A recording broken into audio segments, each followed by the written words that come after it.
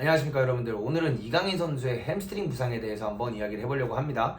우선 지난 경기 이강인 선수가 그 카운터택 장면에서 본인이 이제 스프린트를 하면서 살짝 뒷벅지를 잡는 모습이 보이면서 햄스트링의 부상에 관련된 이야기가 나오고 있습니다. 그러면서 본인이 직접 뛸 수 없다, 본인이 직접 맨니케랑 얘기를 하더니 뛰는 것보단 쉬는 게 나을 것 같다라고 하면서 교체 화술한 것을 볼 수가 있었어요. 그리고 나서 현재까지는 아직 정확하게 이강인의 상태에 대해서 어떠한 매체에서도 나오는 것은 없는데, 제가 개인적으로 이제 이 햄스트링 부상에 대해서 그 다음에 이 부분에서도 우리가 그래도 바라볼 수 있는 긍정적인 부분이 어떤 부분이 있는지 한번 이야기를 해보려고 합니다. 사실 이 부상 상태에 대해서는 팀 닥터 빼고는 그 어느 누구도 정확하게 판단을 내릴 수가 없습니다. 그렇기 때문에 미세한 부상인지 큰 부상인지 아니면 정상적인데 그냥 뭘 느낀 건지 이거에 대해서는 우리가 알 수가 없지만, 일단 아시안 투어를 함께 갔다는 부분, 그리고 나서 이강인 선수의 이제 표정을 봤을 때 큰 부상까지는 아닌 것 같다라는 게 제 직감적인 느낌이고요. 그리고 일단은 많은 분들이 이제 궁금해 하시는 것 같아서 햄스트링 부상이 왜 오는지에 대해서 먼저 한번 설명을 해드리도록 하겠습니다. 햄스트링 부상의 원인은 일단 과도한 부하 때문에 오는 경우도 있습니다. 근육이 최대한 늘어나 있는 상태에서 순간적인 속도를 내거나 방향 전환을 하면서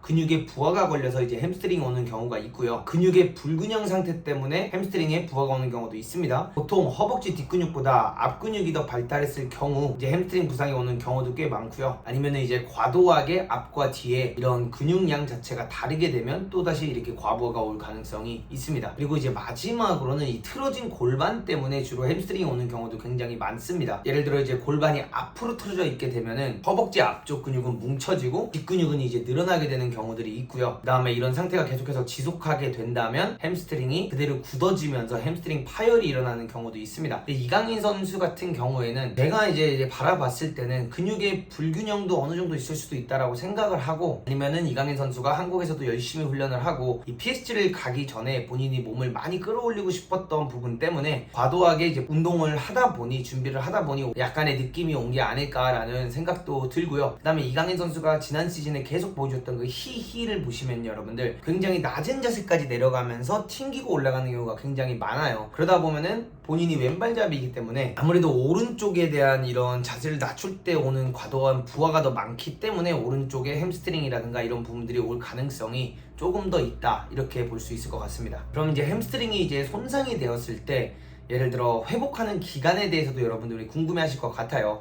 그래서 1단계 같은 경우에는 근육이나 인대가 신장되거나 혹은 일부가 이제 파열됐을 경우인데, 이런 경우에는 길게 걸리지 않습니다. 1주에서 3주 사이 안에 충분한 회복이 이루어지는 경우가 많고요. 그 다음에 약간 조금 더 부하가 됐던 2단계 같은 경우에는 불완전한 파열이 일어났을 경우인데, 요거는 약간 4주에서 8주 사이가 걸리는 경우가 있고요. 그 다음에 3단계는 이제 근육이나 인대가 완전하게 파열이 됐을 경우인데, 이 경우 같은 경우에는 회복 시간이 3개월에서 6개월이 걸리는 경우가 있고, 그 다음에 이 부분은 수술을 해야 되는 경우도 있습니다.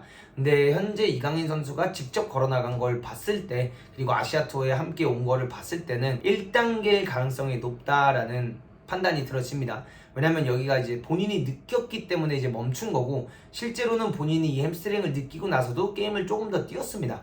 근데 본인이 뛰다가 더 이상은 안 될 것 같다, 혹은 불안했기 때문에 나온 거기 때문에 사실상 우리가 이런 2단계나 3단계까지 갔을 거라고 보여지지는 않아요. 그렇기 때문에 여러분들 우리가 부정적으로 생각할 필요는 없을 것 같고, 그 다음에 이강인이 햄스트링 올라온 부분에 있어서 긍정적인 부분도 한 가지가 있어요.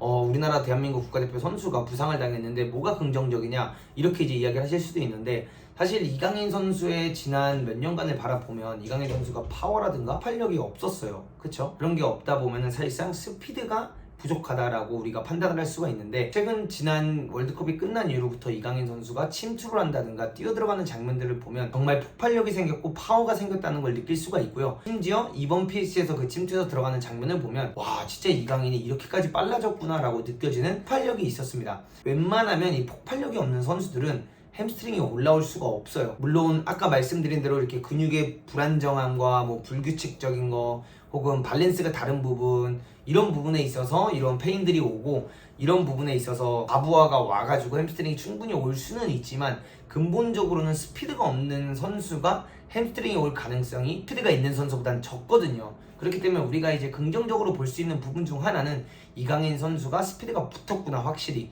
이강인 선수가 폭발력이 생겼다, 폭발력이 생긴 선수다라고 우리가 일단 보면 굉장히 긍정적인 부분이라고 생각을 하고요. 두 번째 같은 경우에는 이제는 그 폭발력이 생겼기 때문에 그만큼 이 햄스트링 강화라든가 혹은 근육의 이런 밸런스를 잘 잡아주는 게 굉장히 중요할 것 같고, 아무래도 이강인 선수가 히힐을 할 때 오른발 쪽에다가 힘을 더 많이 실으면서 폭발적으로 나가는 움직임이 많기 때문에 이 우측 근육에 대한 보강 운동이라든가 이런 게 조금 더 필요하지 않을까 이렇게 생각을 하고 있습니다. 많은 분들이 이제 이강인의 햄스트링에 대해서 많이 궁금해 하시는 것 같아서 오늘 이 영상을 찍게 되었고요.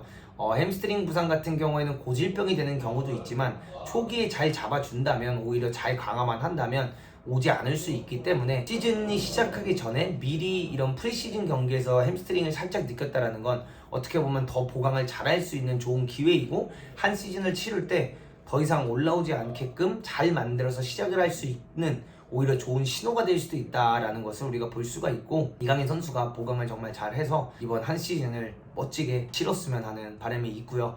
오늘 경기 이제 호날두와 맞대결인 알 나스르전에는 못 나올 수도 있다고 하지만 그 이후에 있을 경기들에 좀 출전을 하면서 천천히 서서히 몸을 끌어올리는 모습을 꼭 보고 싶네요. 이강인 선수 빨리 회복해서 좋은 모습, PSG에서 뛰는 모습, 많은 팬들이 기대하는 그런 모습을 보여주셨으면 좋겠습니다.